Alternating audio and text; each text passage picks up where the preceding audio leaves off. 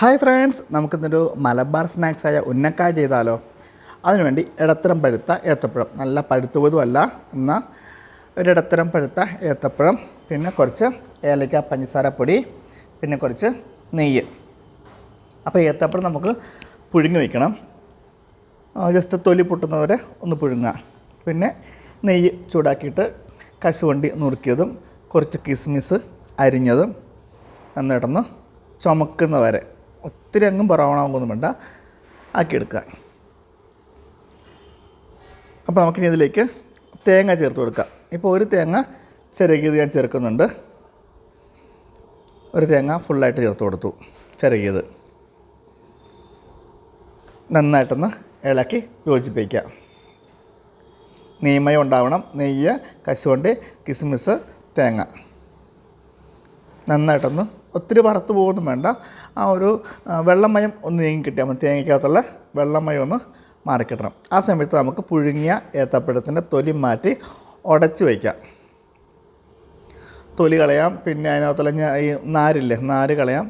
എന്നിട്ട് ഉടച്ചെടുക്കാം. നമ്മുടെ പൊട്ടറ്റോ മഷ കൊണ്ടോ അല്ലെങ്കിൽ നല്ല സ്റ്റീൽ ഗ്ലാസ് കൊണ്ടോ എന്തെങ്കിലും കൊണ്ട് നമുക്കൊന്ന് നന്നായിട്ടൊന്ന് ഉടച്ചെടുക്കാം. കട്ട ഉണ്ടാകാൻ പാടില്ല. നല്ല നമ്മുടെ ഇടിയപ്പത്തിൻ്റെ മാവിൻ്റെയൊക്കെ പരുവത്തിൽ നമുക്ക് കിട്ടണം. ഇടിയപ്പ മാവ് അല്ലെങ്കിൽ എന്താ പറയുന്നത്, അത് തന്നെ. അപ്പോൾ തേങ്ങയുടെ വെള്ളം വറ്റിയിട്ടുണ്ട്. നമുക്ക് ഇതിനകത്തേക്ക് ഏലക്കയും പഞ്ചസാരയും കൂടി പൊടി ചേർത്ത് കൊടുക്കാം. മണത്തിന് വേണ്ടിയിട്ട് ഏലക്ക ചേർക്കുന്നത്. അപ്പോൾ ഏലക്കയും പഞ്ചസാരയും കൂടി പൊടിച്ച പൊടി നമുക്ക് ചേർത്ത് കൊടുക്കാം. അപ്പോൾ തേങ്ങയിലേക്കൊന്ന് കോട്ടാവും. ഈ പഞ്ചസാര പെട്ടെന്ന് തന്നെ തേങ്ങയിലേക്കൊന്ന് കോട്ടാകുമ്പോൾ തന്നെ നമുക്ക് തീ ഓഫ് ചെയ്യാം. കാരണം കൂടുതൽ നേരം ഇളക്കിക്കൊണ്ടെന്ന് കഴിഞ്ഞാൽ പഞ്ചസാര കാരമലാവും. അത്രയും ആവണ്ട, നമുക്ക് തീ ഓഫ് ചെയ്തിട്ടൊന്ന് ഇളക്കി കൊടുക്കണം കേട്ടോ, അല്ലെങ്കിൽ അവിടെ കിടന്ന് ചൂടായിക്കൊണ്ടിരിക്കും. നമ്മുടെ ഏത്തപ്പഴം നന്നായിട്ട് മാഷായിട്ടുണ്ട്. ഇനി അത് ഓരോ ഉരുളകളാക്കി എടുക്കണം. കൈ നനച്ചിട്ട് ചെയ്യാൻ പാടുള്ളൂ. കൈ നനച്ചില്ലെങ്കിൽ കയ്യിലൊട്ടി പിടിക്കും. കൈ നനയ്ക്കുക, ഓരോ പ്രാവശ്യം കൈ നനയ്ക്കുക. എന്നിട്ട് അത് ഓരോ ഉരുളകളാക്കി കയ്യിൽ വെച്ച് പരത്തുക. എന്നിട്ട് ചെറിയൊരു ചാല് പോലെ നമുക്ക് നടുക്ക് മസാല വയ്ക്കാനുള്ള ഒരു ഭാഗം ഉണ്ടാക്കിയെടുക്കുക. എന്നിട്ട് അതിനകത്തേക്ക് മസാല വെച്ച് കൊടുക്കുക. കുറച്ച് മസാല വെച്ച് കൊടുത്തു. എന്നിട്ട് രണ്ട് വശം ഉള്ളിലേക്ക് മടക്കുക. അപ്പോൾ നമ്മൾ നീളമുള്ള ഒരു ഉരുള, അങ്ങനെ പറയത്തില്ലേ, ഉരുള തന്നെ പക്ഷെ നീളമുള്ള ഉരുളകളാക്കി അത് ഉരുട്ടിയെടുക്കുക. കണ്ടോ, ഉന്നക്കായ എന്ന് പറയുന്നത് പണ്ട് മലബാറിൽ പറയുന്ന പേരാണ് ഉന്നക്കായ എന്ന് പറയുന്നത്. അവിടെ പഞ്ഞിക്കായ്ക്ക് പറയുന്ന പേരാണ് പഞ്ഞിക്കായുടെ മരത്തിൻ്റെ പേരാണ് ഉന്നക്ക മരം എന്ന് പറയുന്നത്. അപ്പോൾ അത് ഷേപ്പിൽ കിട്ടുന്നതുകൊണ്ടാണ് ഇതിന് ഉന്നക്ക എന്ന് പറയുന്നത്.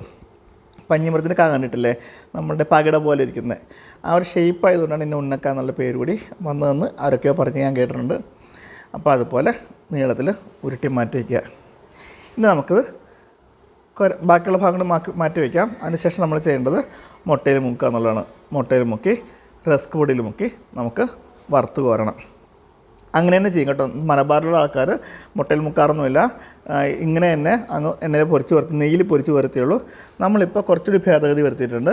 അതൊന്ന് മുട്ടയിൽ മുക്കിയിട്ട് റസ്ക് പൊടിയിൽ മുക്കി ഒന്ന് കോട്ട് ചെയ്തിട്ട് നമ്മൾ വറുത്ത് കോരും.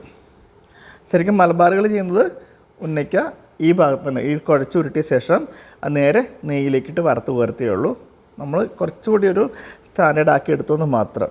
ഒരു കാണാനൊരു ഭംഗി കൊടുക്കുമ്പോൾ ഒരു ലുക്ക് എന്നൊക്കെ പറയത്തില്ലേ, അത് കിട്ടാൻ വേണ്ടിയിട്ട് നമ്മൾ മുട്ടയിൽ മുക്കിയിട്ട് റസ്ക് പൊടിയിൽ മുക്കിയിട്ട് ഇതുപോലെ പതുക്കെ ഓരോന്നായിട്ടിട്ട് തിരിച്ചും മറിച്ചും ഇട്ട് നമുക്ക് അത് വറുത്തെടുക്കാം. അപ്പോൾ നല്ലൊരു നിറത്തിലേക്ക് കിട്ടും.